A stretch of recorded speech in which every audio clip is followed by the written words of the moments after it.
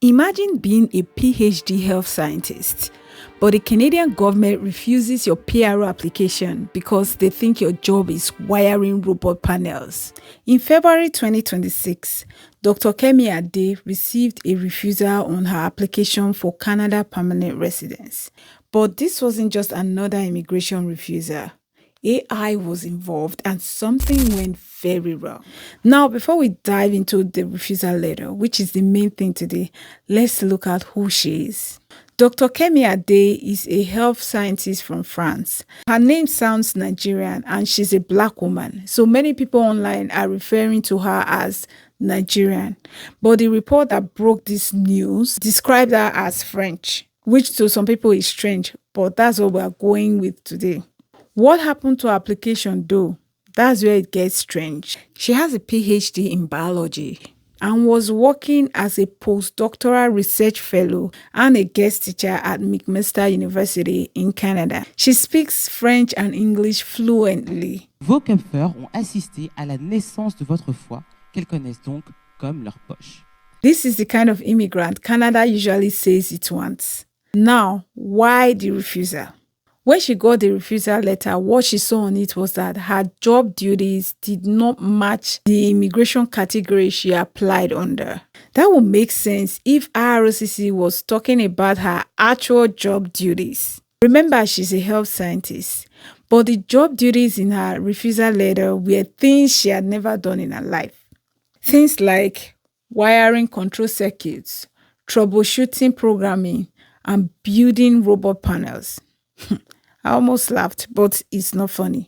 She's an immunologist working in research connected to immunology and aging. She has no business with wiring in her line of work. So, did she make a mistake when she was filling out her application? Did she make a mistake with her job duties, or something else is happening here?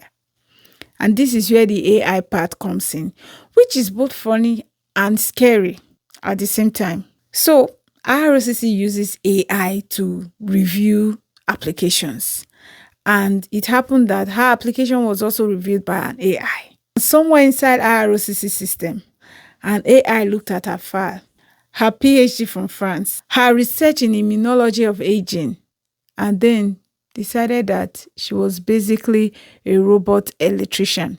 And those robot electrician duties did not match the Canadian experiences she claimed. Of course, they won't match. What does an immunologist have to do with a robot electrician? When she saw the reason for her refusal, naturally she was shocked. Who wouldn't be? Who is wiring what? She had never done this in her line of work. And at the very bottom of her refusal letter, there was a disclaimer. Generative AI was used to support application processing. Many people say that's the first time IRCC has ever put a disclaimer like that on a refusal letter. And there are people that are saying, well done with the transparency. Good job for letting us know what you're doing. Yes, thank you for the transparency. But Dr. Kemy Ade still had this problem to deal with. If you're enjoying this video, come join my newsletter, Settled Not For Less, where we talk about the settled life abroad. See you there. Now, to add salt to injury, the disclaimer also noted that all generated content was verified by a human officer and that the generative AI was not used to make or recommend the decision. IRCC published their policy on AI, and here's what it says. Only an IRCC officer can refuse an application. The automated tools do not refuse or recommend refusing applications. Just like what they had on a letter. So according to them, a human looked at an application from a McMaster immunologist, saw a job description about robot wiring panels troubleshooting, and then signed off on it. I'm trying to wrap my head around it. Did they think that this applicant was crazy? How can somebody be an immunologist and the job duties were about wiring and troubleshooting robots? It's like the applicant must be right for them to put all that in their file. But many people online are saying most of these IRCC workers, they are overworked. So maybe the officer in charge was tired and because of the overwork. Well, her lawyer wasn't having it. Yes, she lawyered up. Here's what the lawyer said. I cannot comprehend how any human being could make this decision. Somehow it hallucinated my client's job description. I would love to see what the officer saw. Something seriously went wrong here. You know what? Me too. I would love to see what was displayed to the officer. Imagine, you see this kind of job experience, and then on the job duties, there's wiring, troubleshooting, etc. You not fear. It's scary. Like, is this person even okay? And so, Dr. Kemy Ade's application was denied because an AI hallucinated and gave her job descriptions she didn't write, job descriptions that had nothing to do with her field. But even though it was not a mistake, even though the mistake came from the government's end, she was the one bearing the consequences of the refusal letter. She had to lawyer up and fight to get her file reopened to be reconsidered. Now AI is here to stay. You can see the government is already using it. We as individuals, we are using it every day. There are a lot of them. But we still need to watch what our AIs are doing. The government has to watch what their AI is doing because this is so embarrassing. I can imagine how IRCC felt, though they tried to save face with their own statement, but it's really embarrassing.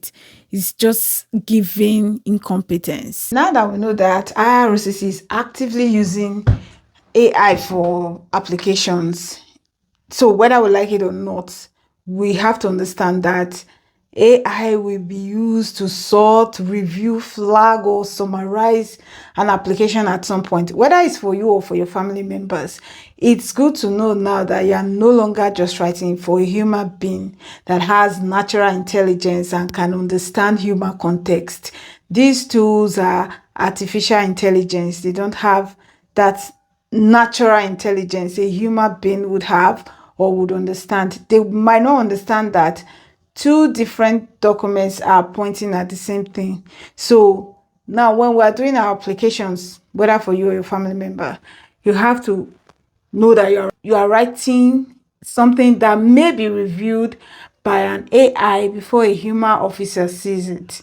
I'm not saying Dr. Ade did anything wrong in this case, but our own case is exactly the reason why we should even be more careful, because if somebody like her that has these receipts, that has done so much, could have the AI glitch on her and manufacture something else for her. How about other ordinary folks who don't have this repertoire that she has? There was a time I was using an AI tool to research a story, and the AI gave me things they thought I wanted to hear. And the story was so sweet. I was like, okay, receipts. What are your sources? Give me your sources. That was when the story changed. The AI was telling me, oh, the sources are not public. I was like, if you can see it, that means it's public. And it started telling me, oh, actually, it made up the story. I was like, you mean all these things you were saying was just fabu? You were just, it said, yes, he made it up.